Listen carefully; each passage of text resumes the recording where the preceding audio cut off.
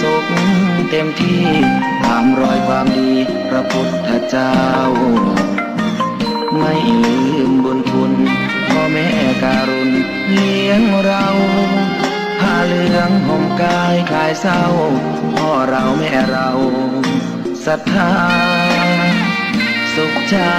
จริงๆเป็นชายแต่หัวใจสิงพูดจริงทำจริงทุกคราทุกคืนทุกวัน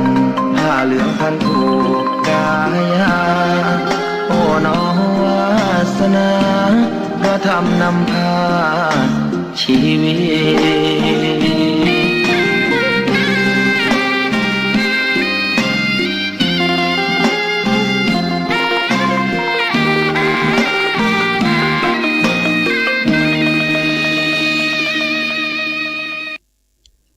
ขอถวายความเคารพพระมหาเถรานุเถระครูบาสังฆเจ้าทั้งหลายจุตนจุองค์ขอความผาสุกจงบังเกิดมีแก่ท่านสาธุชนพุทธบริษัททั้งหลายที่ได้สดับรับฟังธรรมะตังสถานีวิทยุวัดฝ่ายหินมหาวิทยาลัยเชียงใหม่ในคลื่น FM 104.50 เมกะเฮิรตซ์วันนี้เมื่อค่ำยามเย็น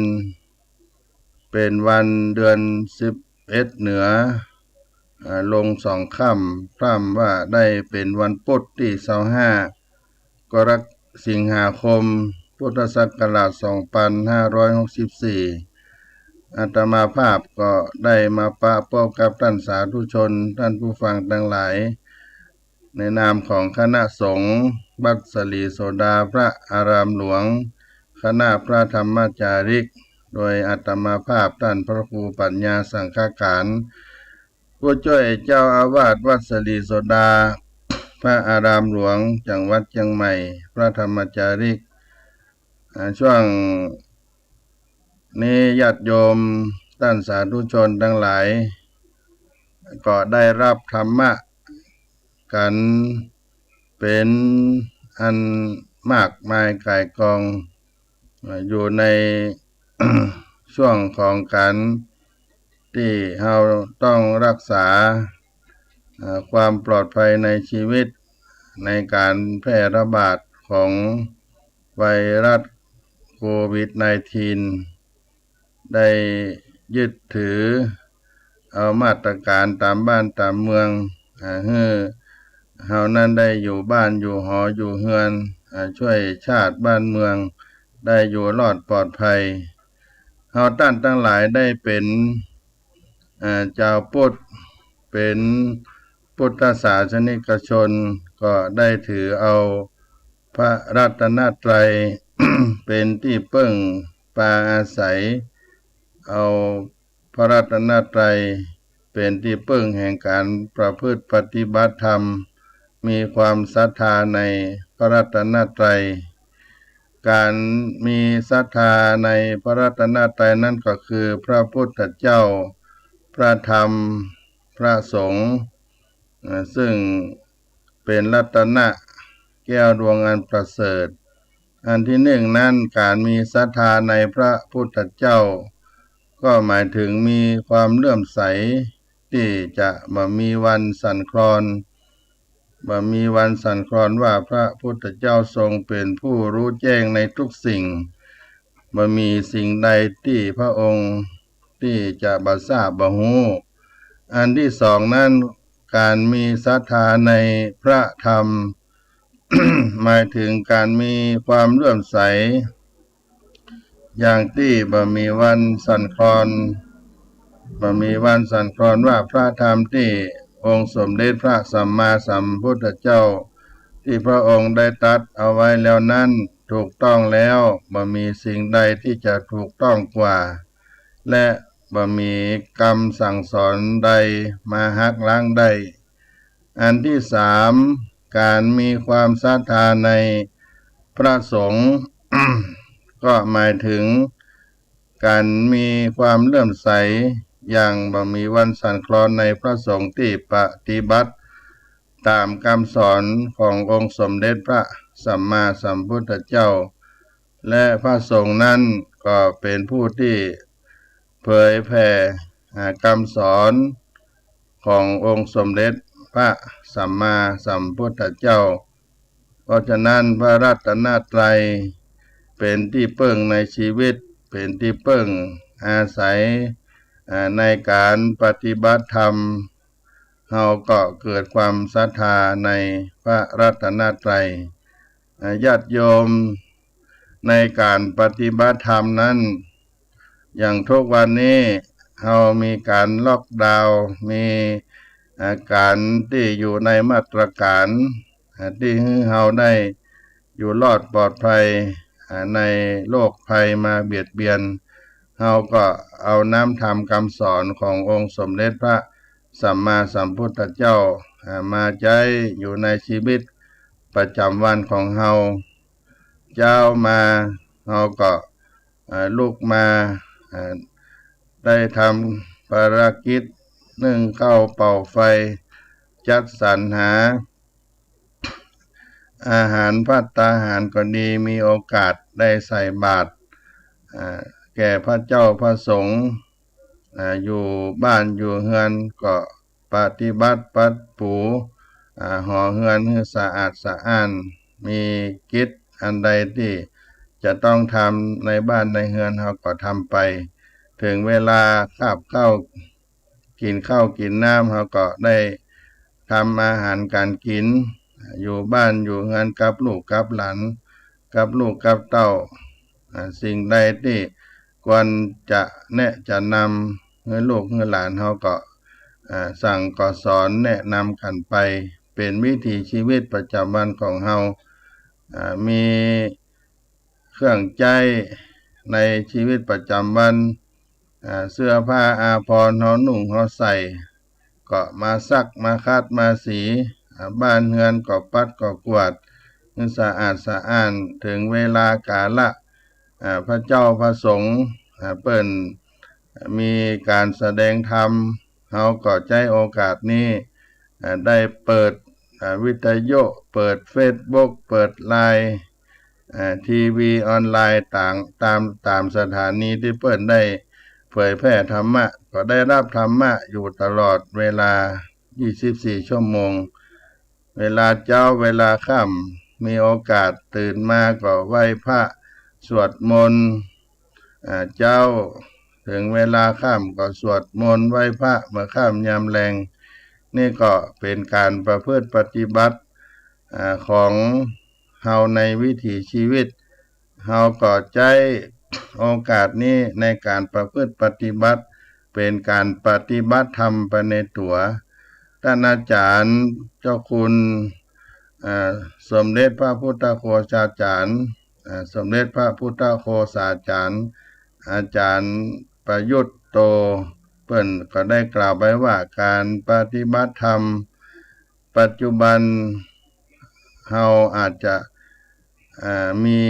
ความคิดความหมายของการปฏิบัติธรรมนั้นผิดแผกแตกต่างไป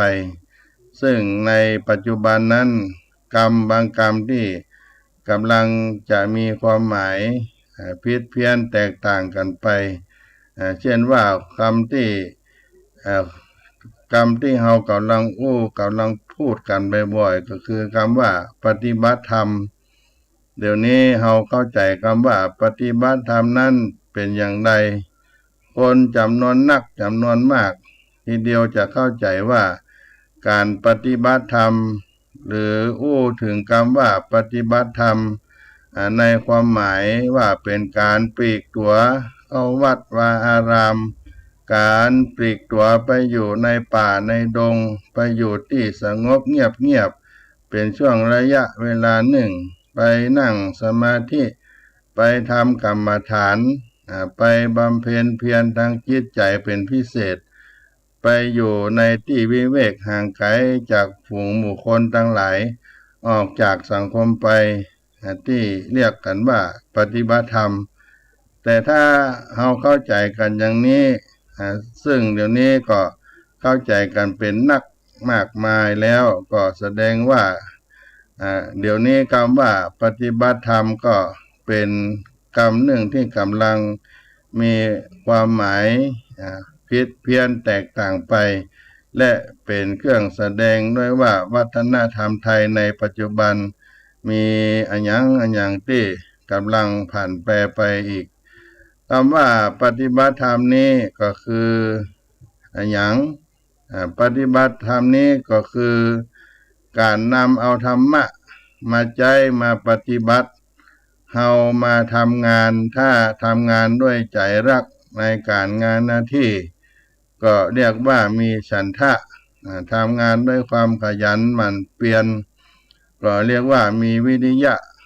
ทำงานด้วยความเอาใจใส่รับผิดชอบก็เรียกว่ามีจิตตะทำงานด้วยการใจปัญญาใคร่ครวญ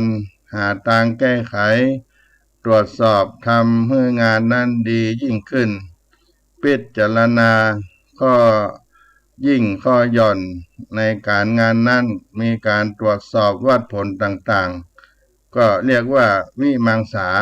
ถ้าคนเฮาทำครบทั้งสี่ประการนี้ก็เรียกว่าทำงานด้วยอิทธิบาทสี่อิทธิบาทสี่นั้นเป็นหลักธรรมสำคัญหมวดหนึ่งเมื่อทำงานด้วยอิทธิบาทสี่ก็คือปฏิบัติธรรมในชีวิตประจำวันหลายท่านในที่นี้มีรถยานพาหนะเอาไว้ใจในวิถีชีวิตประจำวันเมื่อเฮาขับรถยานพาหนะไปในที่ต่างๆตามท้องถนนหนทางถ้าเฮาขับด้วยมีความสติความมีสติมีการระมัดระวังมีความบ่ประมาทรักษากฎจราจรอยู่ในระเบียบข้อบังคับด้วยความสุภาพเรียบร้อยอย่างนี้ก็เรียกว่าปฏิบัติธรรมแน่นอนไม่มีพลาดเลยแม้จะกินอาหารถ้ากินอย่างหู้จักประมาณมุ่งส่งเสริมเอามุ่งส่งเสริมคุณภาพชีวิตมาได้ฟุ้งเฟ้อฟุ่มเฟือยบ่ได้ลุ่มหลงมัวเมาบ่ได้ตะกะมุมมามก็เป็นการปฏิบัติธรรมในวิถีชีวิตประจำวันของเฮาแต่ว่าคนในปัจจุบันบ่ได้มองถึงการปฏิบัติธรรมในความหมายอย่างนี้แม้แต่เพียงเฮานั่งอยู่บ่ได้นั่งเฉยๆเฮาตั้งจิตคิดนึกถึงจะทำความดีตั้งใจจะทำความดีต่อผู้อื่นปรารถนาดีหวังดีต่อเขาเพียงเท่านี้ก็เป็นการปฏิบัติธรรมอยู่แล้วแต่ปัจจุบันนี้เฮาเอาคำว่าปฏิบัติธรรมไปใช้ในความหมายที่แคบลงเอาไปใช้ที่แคบลงจนกระทั่งมีความหมายเฉพาะซึ่งเป็นเรื่องพิจารณาที่น่าพิจารณาด้วยความระมัดระวังกันญาติโยมทั้งหลายเฮาอยู่บ้านเฮาก็ประพฤติปฏิบัติธรรมกันทุกวันนี้ญาติโยมมีโอกาสเวลาได้ได้รับธรรมะฟังธรรมจากครูบาอาจารย์เจ้าครูบาสังฆาตนผู้รู้สักสวดในอัตถกถาธรรมนำเอามาปั่นมาฝากให้พี่น้องเป็นข้อคิดในชีวิตประจำวันตลอดถึงฆราวาสญาติโยมที่เปิ้นได้มาเสนอข่าวสารการต่างๆได้รับทราบรู้ในความเคลื่อนไหวในบ้านในเมืองทางโลกทางธรรมเฮาก็ได้รับฟังได้เอานำมาพินิจพิจารณาสิ่งเหล่านี้ก็เป็นการปฏิบัติธรรมในตนตัวของเฮาแล้วเฮาก็จะได้ดำเนินชีวิตไปอยู่อย่างที่ตามหลักคำสอนขององค์สมเด็จพระสัมมาสัมพุทธเจ้าก็เอามาฝากมาปันพี่น้องศรัทธาท่านสาธุชนทั้งหลายในต้นรายการในวันนี้ในการประพฤติปฏิบัติในวิถีชีวิตประจำวันของเฮามีพระรัตนตรัยเป็นสรณะที่พึ่งในชีวิตของเฮาอย่างสูงสุดน้อ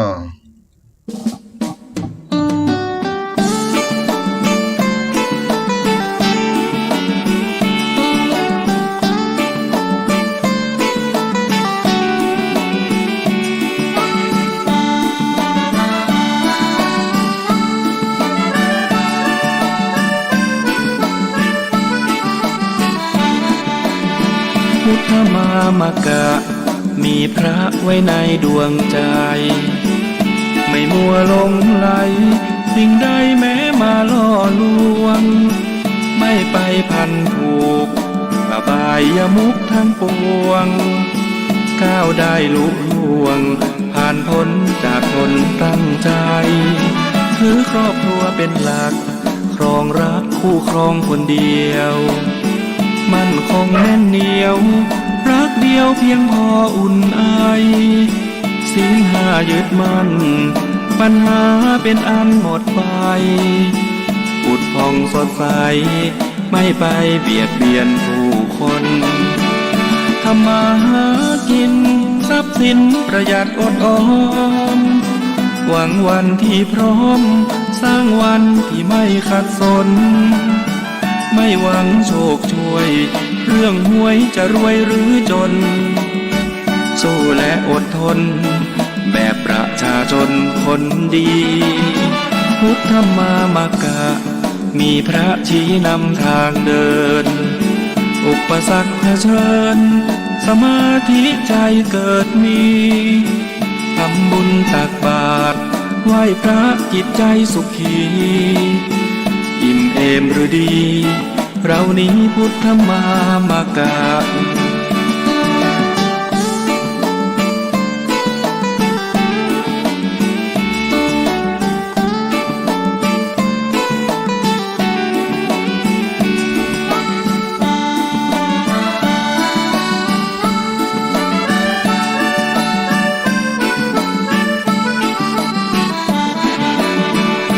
ทำมาหากินทรัพย์สินประหยัดอดออ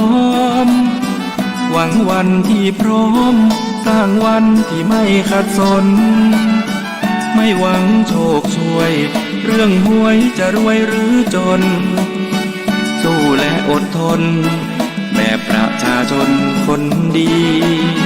พุทธมามกะมีพระชี้นำทางเดินอุปสรรคเผชิญสมาธิใจเกิดมีทำบุญตักบาตรไหว้พระจิตใจสุขีอิ่มเอมหรือดีเรานี้พุทธมามกะ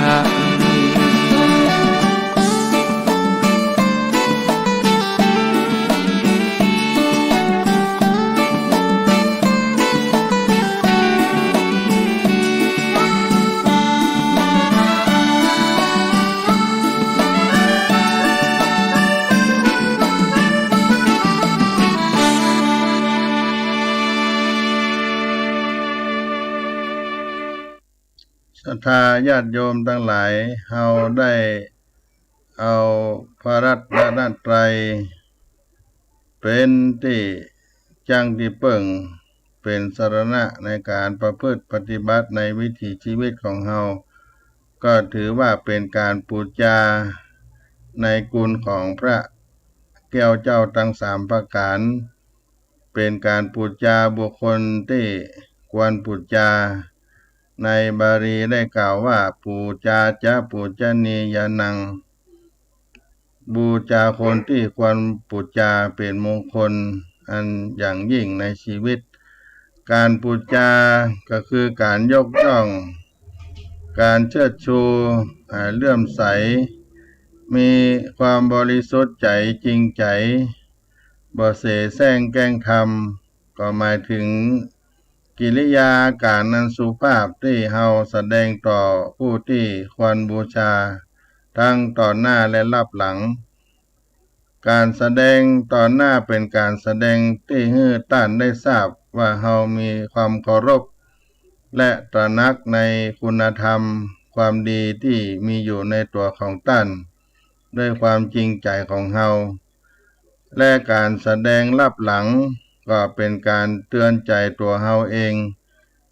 ผูกใจไว้กับคุณธรรมอันสูงสุดของท่านก็เกิดความรู้สึกอยากกระทำตามใจเฮาจะได้ยกสูงขึ้นเสมอบ่เลื่อนไหลไปในทางชั่วร้ายบุคคลที่ควรบูชานั่นก็คือบุคคลที่มีคุณงามความดีควรกล้าแก่การระลึกถึง และยึดถือเป็นแบบอย่างในการปฏิบัติตามได้แก่ผู้มีศีลสมาธิมีปัญญาสูงกว่าเราก็มีบุคคลที่ควรบูชาในหลักคำสอนในทางพระพุทธศาสนาของเฮานั้นก็มีอยู่หนึ่งองค์สมเด็จพระสัมมาสัมพุทธเจ้าพระพุทธเจ้าเป็นบัณฑิตที่ประเสริฐที่สุดในโลกทรงไว้ด้วยพระปัญญาคุณพระบริสุทธิคุณพระมหากรุณาธิคุณเป็นบุคคลที่ควรบูชาของพุทธศาสนิกชนทั้งหลายอันที่สองนั้น พระสงฆ์ผู้ประพฤติดีมีปฏิบัติชอบกระทำคุณงามความดีประพฤติดีปฏิบัติชอบก่อนแล้วจึงได้สอนให้ผู้อื่นประพฤติปฏิบัติชอบตามอย่างเป็นบุคคลที่ควรบูชาของพุทธศาสนิกชนเราท่านทั้งหลายอันที่สามนั้นพระมหากษัตริย์พระองค์เป็นผู้ตั้งอยู่ในทศพิธราชธรรม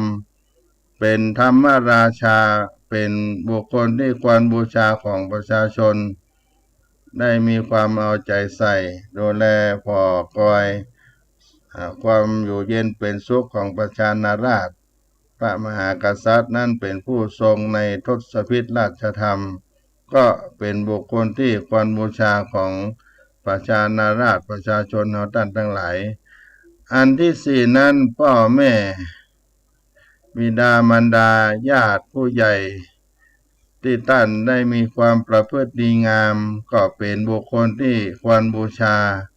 หรือเป็นปูชนียบุคคลของลูกหลานที่เฮาได้ยึดถือได้เป็นผู้ที่ควรบูชาของเฮาท่านทั้งหลายอันที่ห้านั้นครูอาจารย์ที่มีความรู้ความสามารถมีความประพฤติดีเป็นบุคคลที่ควรบูชาของศิษย์ทั้งหลายอันที่หกผู้บังคับบัญชามีความประพฤติดีตั้งอยู่ในธรรมเป็นบุคคลที่ควรบูชาของผู้ที่อยู่ใต้การบังคับบัญชานี่เป็นบุคคลที่ควรบูชาในพระพุทธศาสนาของเฮาตั้งหกข้อนี้การที่เฮาจะแสดงออกถึงความบูชาเคารพนับถือก็มีอยู่สามทางคือทางกายทางวาจาทางใจในทางกายนั้นเพราะว่าจะยืนเดินนั่งนอนหรือประกอบกิจใดๆก็อยู่ในอาการสำรวมเมื่ออยู่ต่อหน้าหรือสัญลักษณ์ตัวแทนของท่านเป็นดังเช่นองค์สมเด็จพระสัมมาสัมพุทธเจ้าก็มีการที่เปิ้นได้ปั้นเป็นพระพุทธรูปการได้หล่อเป็นพระพุทธรูปเอาไว้ในพระอุโบสถวิหารศาลาธรรมต่างๆภาพรูปเหมือนต่างๆเหล่านี้เป็นต้นพระราชามหากษัตริย์ก็ดีเฮาก็เคารพด้วยอิริยาบถทั้งสี่ต่อท่านเป็นการแสดงออกซึ่งการบูชาในทางกายและทางวาจาข้อที่สองก็เป็นการสรรเสริญยกย่องคุณงามความดีของท่านตั้งต่อหน้าและรับหลังอย่างที่เฮาได้สวดมนต์ก็ดีไหว้พระเจ้าเมื่อค่ำก่อนนอนเหล่านี้ยังได้ปุจจาคุณสรรเสริญคุณแห่งพระรัตนตรัยเพื่อให้ได้เป็นสิริมงคลในชีวิตในตัวเฮาก็ดีในครอบครัวก็ดีนี่ก็เป็นการปุจจาในทางวาจาเป็นต้นอันที่สามเป็นการปุจจาตั้งใจได้ระลึกถึงคำสอนด้วยความเคารพและนำเอาไปใช้ในวิถีชีวิตของเฮาในคำสั่งสอนในพุทธศาสนาก็ดีครูบาสังฆเจ้าเพิ่นได้มาให้ธรรมะ มาให้ความรู้ต่างๆเหล่านี้ก็นำเอาไปใช้เกิดความซาบซึ้งในพระธรรมคำสอนเหล่านี้ก็เป็นการแสดงออกซึ่งการเคารพบูชาทางกายทางวาจาทางใจและในการบูชานั้นเราจะทำอย่างไรในการบูชาประเภทของการบูชานั้นก็คืออามิสบูชา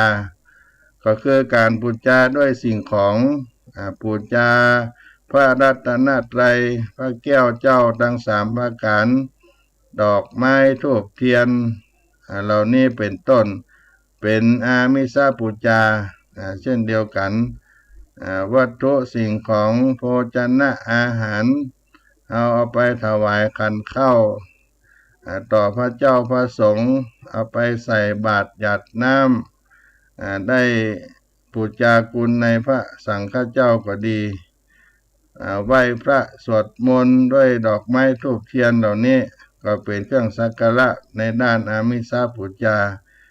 ไปถึงผู้มีพระคุณเอาข้าวน้ำอาหารเสื้อผ้าอาภรณ์ไปยื่นไปตานให้ท่านก็เป็นอามิสบูชาต่อผู้มีพระคุณต่อเฮาดังนี้เป็นต้นและอันที่สองนั้นปฏิบัติบูชาก็คือการบูชาด้วยความตั้งใจการประพฤติปฏิบัติตามคำสอนตามแบบอย่างที่ดีของท่านที่เป็นบุคคลที่ควรบูชาการปฏิบัติบูชาจัดเป็นการบูชาที่ดีงามสูงสุดเพราะเป็นวิธีที่จะทำให้กายวาจาใจของเฮาใสสะอาดเป็นสิ่งที่ทำให้เฮาเกิดความสำรวมด้านกายวาจาใจใสสะอาดบัณฑิตปัณฑิตะตามต้านโดยเรียวเราก็จะได้เป็นผู้รู้เป็นผู้ที่แจ้งใสในวิชาปัญญาและเป็นการปฏิบัติบูชาในน้ำธรรมคำสอนต่างๆนานาของบุคคลที่เราควรบูชาเมื่อเราได้เคารพได้สักการะบูชาแล้วญาติโยมเฮาก็มีอานิสงส์เหมือนกันในทางพระพุทธศาสนาเปิ้นได้กล่าวไว้ในอานิสงส์ของการบูชาบุคคลที่ควรบูชาอันที่หนึ่งนั้นยังความหันถูกต้องที่ยังบ่เกิดเกิดขึ้นอันที่สองยังความหันถูกที่เกิดขึ้นแล้วก็ให้เจริญงอกงามยิ่งขึ้นอันที่สามทำให้มีกิริยามารยาทสุภาพอ่อนโยนน่าฮักน่านับถืออันที่สี่ทำให้จิตใจของเฮานั้นได้ผ่องใสเพราะอยู่ในกุศลธรรมเสมออันที่ห้าทำให้เฮามีสติสัมปชัญญะบริบูรณ์ขึ้นเพราะมีความสำรวมระวังเป็นการป้องกันความประมาทอันที่หกป้องกันความลืมตัวความหลงผิดได้อันที่เจ็ดทำให้เกิดกำลังใจและอานุภาพเกิดขึ้นในตัวเฮาอย่างมหาศาลอันที่แปดเป็นการกำจัดพานในใจในตนในตัวให้พินาศหายไปโดยทางอ้อมอันที่แปดเป็นการกำจัดคนพาลเป็นการกำจัดคนพาลให้ได้มาลายหายไปโดยทางอ้อมอันที่เก้าก็เป็นการเชิดชูบัณฑิตปัณฑิตะให้สูงเด่นขึ้นนี่ก็เป็นมงคลชีวิตในการเคารพบูชาบุคคลที่ควรบูชาในความเคารพนับถือที่เราได้ทำแล้วก็บังเกิดยังอานิสงส์เกิดขึ้นกับตัวเฮาด้วยท่านสาธุชนท่านทั้งหลายเฮาก็มีพระรัตนตรัยเป็นที่จ้างที่เพิ่งของเฮาไปตลอดชีวิต การดำเนินชีวิตของเราก็จะได้ราบรื่นไปด้วยดี ก็ได้นำเอาธรรมะนำเอาสิ่งที่เป็นมงคลในชีวิตเอาไปใช้เอาไปแก้ไขปัญหาต่างๆนานาและเคารพในบุคคลที่ควรเคารพบูชาเจ้าปูชนียานังการบูชาบุคคลที่ควรบูชานั้นก็เป็นมงคลในชีวิตของเราในปัจจุบันนี้เราก็ได้อยู่บ้านอยู่หออยู่เฮือนก็ขอเอานำธรรมของพระพุทธเจ้านี่เอาไปใช้เอาไปให้เกิดประโยชน์ในวิถีชีวิตของเราอยู่บ้านก็ถือว่าเป็นการปฏิบัติธรรมไปในตัวอยู่กับหอกับเฮือนกับบ้านกับจองก็ดีเราก็มีโอกาสได้ประพฤติปฏิบัติได้กินได้ทานได้สร้างบุญกุศลให้กับตัวเราให้เกิดความเป็นมงคลในชีวิตของเราสืบไปก็เป็นเรื่องของการเคารพบูชาในบุคคลที่ควรบูชาได้เอามาปันมาฝากพี่น้องศรัทธาสาธุชนท่านทั้งหลายในรายการเสียงธรรมพระธรรมจาริกวัดสะดีโสดาพระอารามหลวงจังหวัดเชียงใหม่น้อ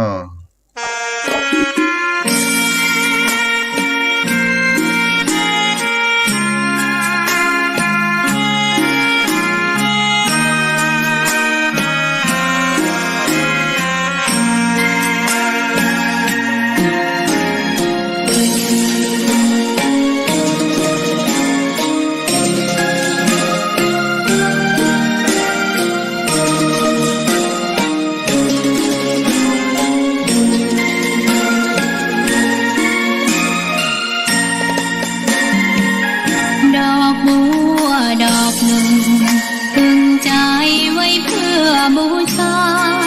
แด่องค์พระศาสดาสัมมาสัมพุทธเจ้า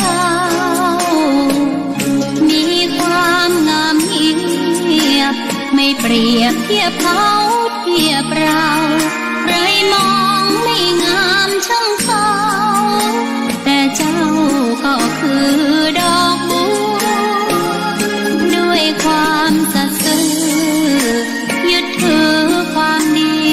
เป็นหลักใครรักไม่รั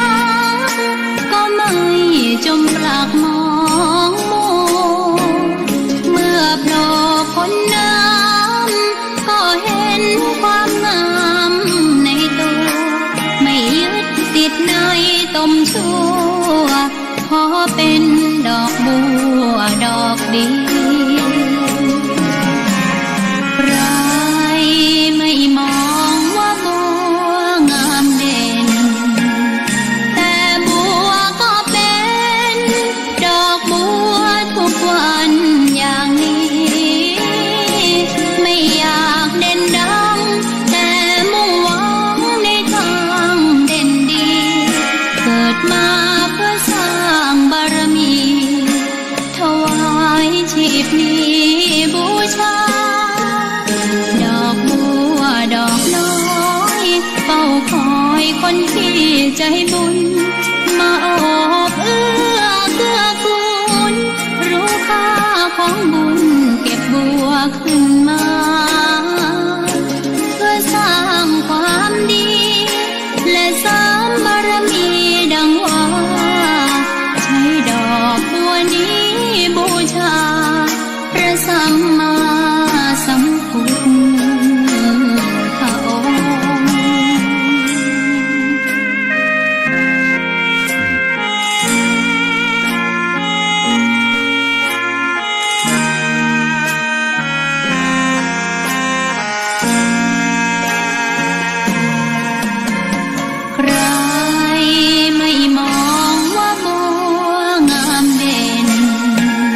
แต่บัวก็เป็น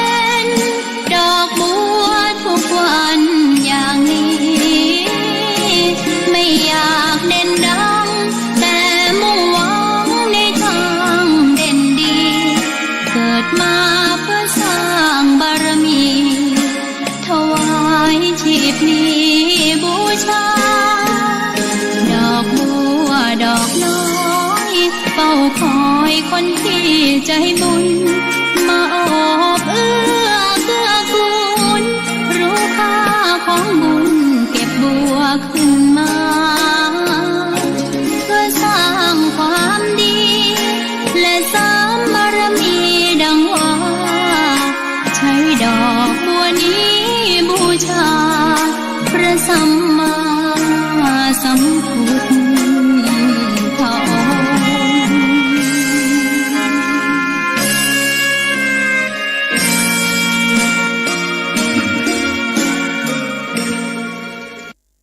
ท่านสาธุชนทั้งหลายเฮาได้ฮู้ได้ทราบถึงการที่ได้เคารพบูชานำเอาน้ำธรรมคำสอนของบุคคลที่ควรบูชานั้นมายึดถือเป็นการประพฤติปฏิบัติในตนตัวของเฮาก็จะเกิดความเป็นมงคลในชีวิตแล้วเฮาก็ได้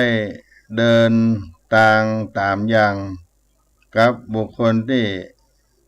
ได้ทำคุณงามความดีเอาไว้แล้วได้เดินตามอย่าง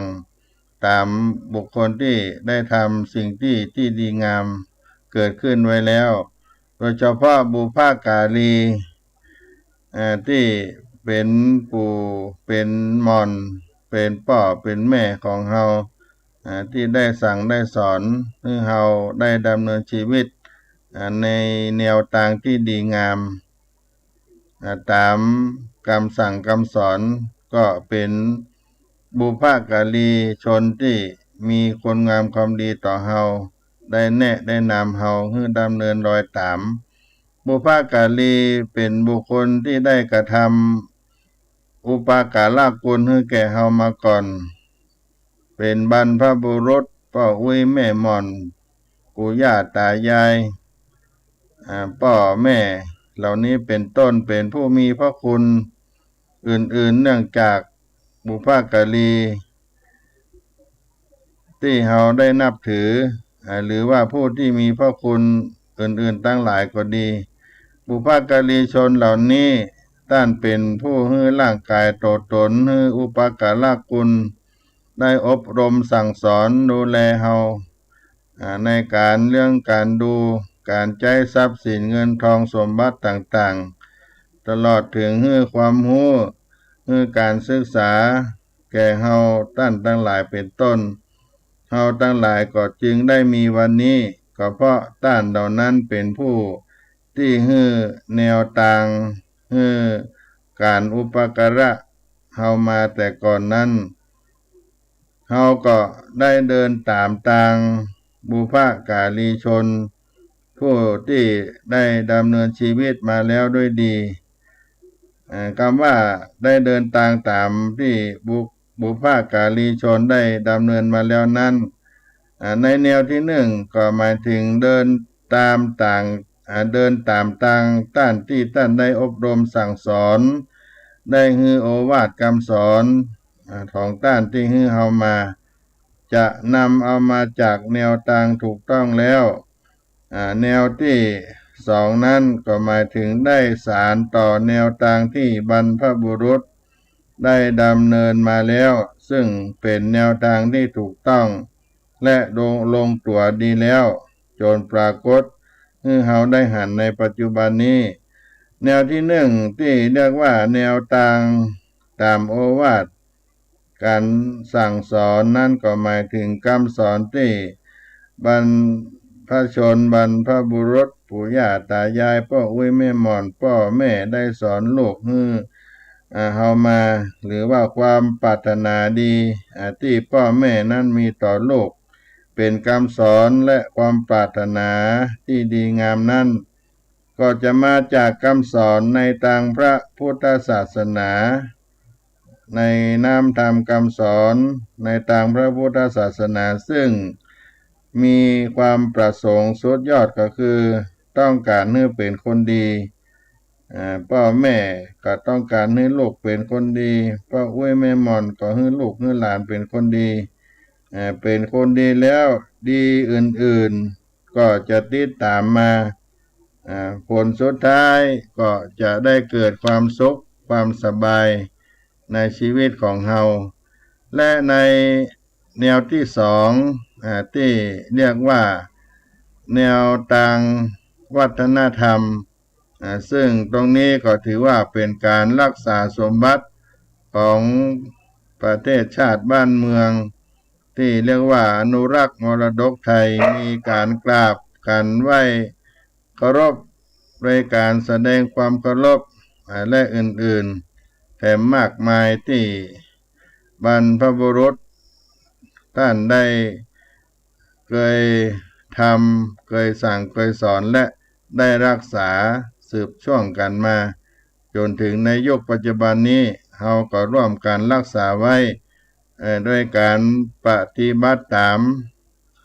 ยาหันวัฒนธรรมที่บรรพชนที่เพิ่นได้ทำเป็นแนวทางได้สั่งสอนไว้ว่าเป็นสิ่งที่ล้าหลังกับตัวเฮาผู้ที่ได้เดินทางดำเนินชีวิตตามทางที่บรรพบุรุษบรรพชนบุพการีชนที่ได้เคยอบรมสั่งสอนมานั้นผู้นั้นก็จะชื่อว่าเป็นผู้มีความกตัญญูรู้บุญคุณของท่านมีกตเวทีคือตอบแทนคุณท่านด้วยการปฏิบัติตามคุณทั้งสองประการนี้องค์สมเด็จพระสัมมาสัมพุทธเจ้าพระองค์ได้ตรัสว่าเป็นเครื่องหมายของคนดีซึ่ง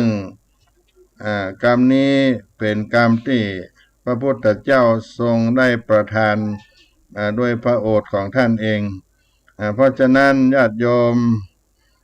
กรรมพูดที่ว่าเราได้เกิดมาแล้วก็จงทำดีให้ได้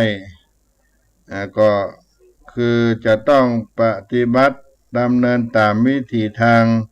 ที่บุพการีชนได้ดำเนินทางมาดีแล้วจะชื่อว่าเป็นคนที่มีความกตัญญูกตเวที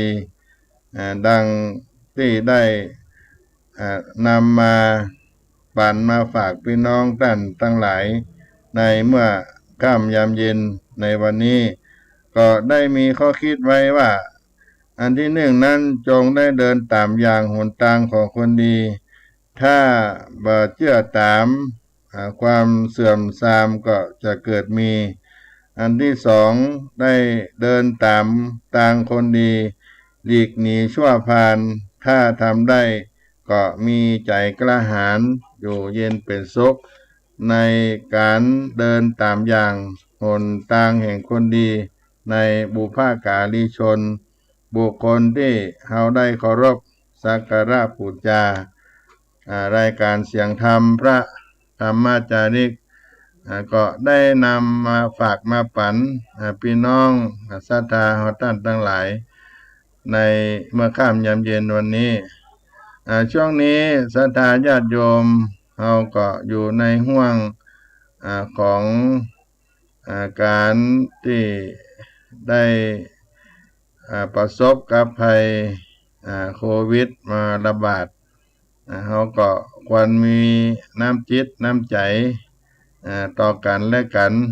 มีน้ำใจไมตรีให้กันและกันมีการแบ่งการปันเป็นการเสียสละสิ่งของทรัพย์สินของเฮาให้แก่ผู้ได้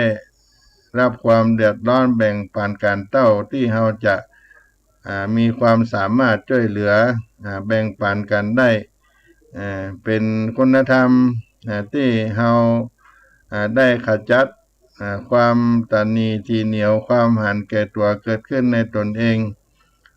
ให้ได้อยู่ร่วมกันในสังคมได้อย่างมีความสุขเพราะความขัดแย้งเป็นสิ่งที่ทำให้เฮาเกิดการทะเลาะบ่เข้าใจซึ่งกันและกันก็จะมีความสุขและจะบ่ฮู้จักการมีน้ำใจไมตรีการแบ่งการปันนั้นเกิดขึ้นแม้ว่าปัจจุบันนี้คนไทยเราได้ทยอยไปรับวัคซีนโควิด-19ได้พ่องว่าได้พ่อง ก็โรคโควิดก็ยังบ่หยุดบ่นิ่งกับในสภาพสังคมปัจจุบันนี้แล้วก็ยังมีส่วนหนึ่งที่คนทั้งหลายก็ที่บ่มีน้ำธรรมคำสอนก็ยังมีการแย่งแข่งขันเอารัดเอาเปรียบกันก็ยังจะมีอยู่เกิดขึ้นในสังคมของเฮาเพราะฉะนั้นเราก็คงได้หันความสำคัญในการช่วยเหลือเกื้อกูลการตามกำลังได้ช่วยเพื่อนมิตรบริวารรอบข้างและที่สำคัญนั้นก็ต้องช่วยการหยุดเชื้อบ่ให้โรคลามหลามไหลไปมากกว่านี้อยู่ในสังคมก็เกิดคุณธรรมในการแบ่งการปันเป็นน้ำจิตน้ำใจให้เกิดขึ้นกับตัวเฮาและกับเพื่อนมิตรที่ได้รับความเดือดร้อนด้วยความมีน้ำใจเป็นสิ่งที่เกิดขึ้นในจิตในใจของเฮาได้ทำแล้วน้ำจิตน้ำใจนี้ผู้ที่ได้รับก็มีความสุขได้รับจากการแบ่งการปันของตัวเฮาก็ดีเฮาบ่ฮู้ว่าสถานการณ์โควิด19โควิด19นี้จะจบจะลงเมื่อใดก็ยังบ่ทราบบ่ฮู้กันแน่นอนเตื้อความเดือดร้อนก็จะมีเกิดขึ้นในสังคมในปัจจุบันนี้การที่เฮามีการแบ่งปันปันอิ่มปันสุขให้เกิดขึ้นในสังคมของเฮาสร้างความสุขให้กับสังคมผู้ให้นั้นก็จะมีความสุขเฮาเป็นผู้ให้และก็จะคลายทุกข์ให้กับผู้รับที่ได้รับความเดือดร้อนในช่วงวิกฤตอันนี้ได้เป็นสิ่งที่ควรช่วยคนเหลือในเพื่อนมิตรสังคมของเฮาและก็เป็นการแสดงออกซึ่งความร่วมมือร่วมใจของเฮาด้วยการแบ่งการปันให้กับชุมชนให้กับสังคมเพื่อนมิตรของเฮาการแบ่งปันน้ำใจก็คงไว้ซึ่งมิตรภาพจันลงโลกให้ได้สวยสดงดงามน้ำใจนำมาซึ่งสิ่งที่ดีๆความรู้สึกที่ดีๆน้ำใจนำมาซึ่งมิตรภาพอันงดงามการแบ่งปันเอื้อเฟื้อช่วยเหลือซึ่งกันและกันด้วยความจริงใจต่อกันก็คงไว้ซึ่งมิตรภาพที่มั่นคงและยั่งยืนและเอื้ออาทรกันและกันเอาใจเปิ้นมาใส่ใจตัวเอาใจเขามาใส่ใจเฮาเป็นสายใยแห่งมิตรภาพที่งดงามความมีน้ำจิตน้ำใจเป็นคุณธรรมพื้นฐานในการอยู่ร่วมกันความมีน้ำใจ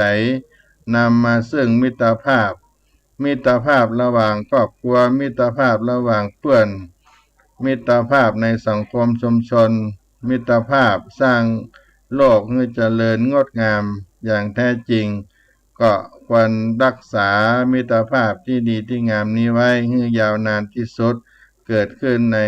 วิถีชีวิตของเฮาและในสังคมของเฮาก็จะเจือจุนกันได้รอดพ้นจากภัยของโรคระบาดในความวุ่นวายเดือดร้อนในสังคมปัจจุบันนี้วันนี้รายการเสียงธรรมพระธรรมจาริกอาตมาภาพท่านพระครูปัญญาสังฆการผู้ช่วยเจ้าอาวาสวัดสลีโสดาพระอารามหลวงก็ได้มาพบปะกับท่านทั้งหลายในเมื่อค่ำยามเย็นวันนี้ก็จะฝากในสุภาษิตในล้านนาต่อท้ายรายการวันนี้ว่างามกำกล้วยกล้วยกำงามเป็นสุภาษิตล้านนาคำสอนของบรรพชนบรรพบุรุษงามกำกล้วยกล้วยกำงามก็หมายถึงไม้งามกำต้นกล้วย คณะเดียวกันกล้วยก่อกรรมไม่งามด้วยเพราะฉะนั้นสังคมในความหมายก็จะต้องดำรงอยู่ด้วยเพราะความพึ่งพาอาศัยกันในปัจจุบันนี้ถ้าเราได้ช่วยได้เหลือกันไปก็เป็นสิ่งที่เจือจุนได้ดำรงอยู่ด้วยความพึ่งพาอาศัยกันกล้วยกำงามกำกล้วยก็ช่วยเหลือเจือจุนกันไปขอความสุขความสัสดีจงบังเกิดมีแก่สาธุชนผู้ใฝ่ในธรรมผู้มีการประพฤติปฏิบัติธรรมทุกท่านที่ได้รับฟังธรรมะทางสถานีวิทยุวัดฝ่ายหินมหาวิทยาลัยเชียงใหม่ในคลื่น FM 104.50 เมกะเฮิรตซ์ในรายการเสียงธรรมพระธรรมจาริกวัดสลีโสดาพระอารามหลวงโดยอัตมาภาพท่านพระครูปัญญาสังฆการหรือท่านพระครูพรหมินทร์ได้นำมาปั่นมาฝากเป็นมังคละมงคลในเมื่อค่ำยามเย็นในวันนี้จัตตารโอธัมมาวทันตุอายุวันโนสุขังปะลัง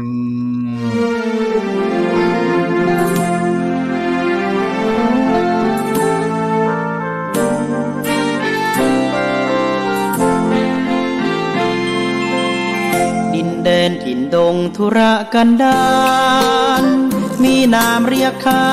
นของสิทธิพระตถาคตผู้ออกเผยแผ่ธรรมะแก่